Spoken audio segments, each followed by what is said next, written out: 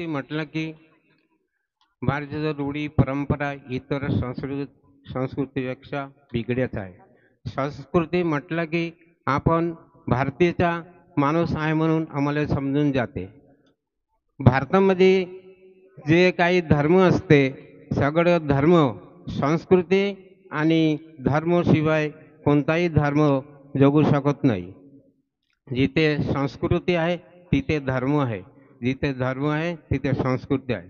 भारतीय संस्कृतीतूनच विश्वातील सर्व संस्कृतीचा उद्गम झालेला आहे.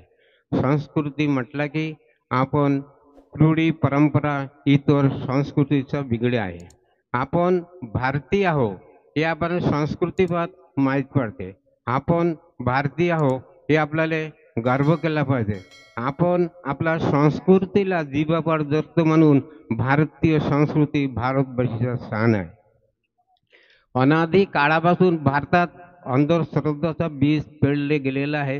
परंतु आजच्या संगणकाचा उगवणा मानवीच्या एवढे प्रगती झाला की प्रत्येक माणूस आपला वैचारिक विस्तृती घडवून आणली आहे.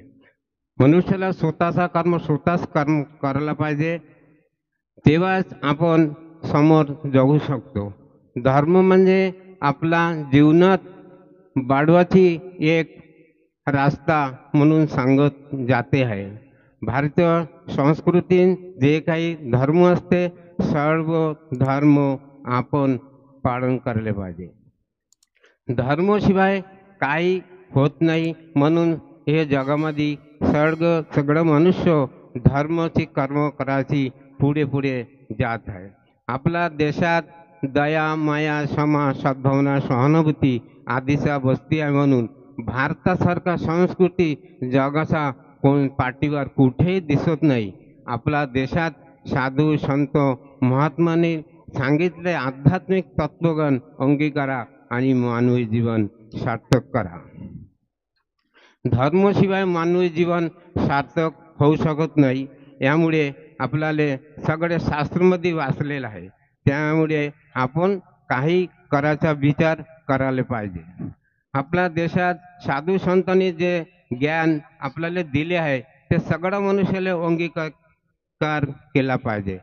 ज्ञान असलेला वयाचा काही बंधन नसते. स्वामी विवेकानंद यांचं मत आहे. जय गुरु.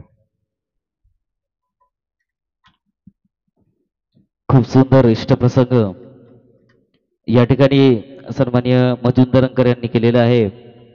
खरंच परमप्रेममय श्री श्री ठाकूर अनुकूलचंद्रजी यांचा संस्कृती नेमकं काय आहे आणि आपण भारतीय संस्कृती कशी टिकवायची याच्याबद्दल बरीचशी माहिती त्यांनी दिलेली आहे. आणि त्या संस्कृतीला धरूनच आपला हा जो सत्संग आपण करतोय, तुम्ही सत्संगाचा कोणताही ग्रंथ वाचा, त्या ग्रंथामध्ये तुम्हाला दिसेल आपली भारतीय संस्कृती आपण कशी टिकवायची. परंतु आज जर आपण परिस्थिती बघितली तर त्या भारतीय संस्कृतीचा कुठे नायनाट होतोय, लोप पावतोय, याचा मात्र एक कुठेतरी मनाला खंत वाटतोय. आणि म्हणून परब्रह्म श्री ठाकूर अनुकूलचंद्रजी आलेला आहे त्या संस्कृतीला आपण कशी टिकवायची याबद्दल मार्गदर्शन करायला. खूप सुंदर अशी माहिती आपल्या इष्टप्रसंगातून सन्माननीय मजुमदार अंकल यांनी केलेला आहे.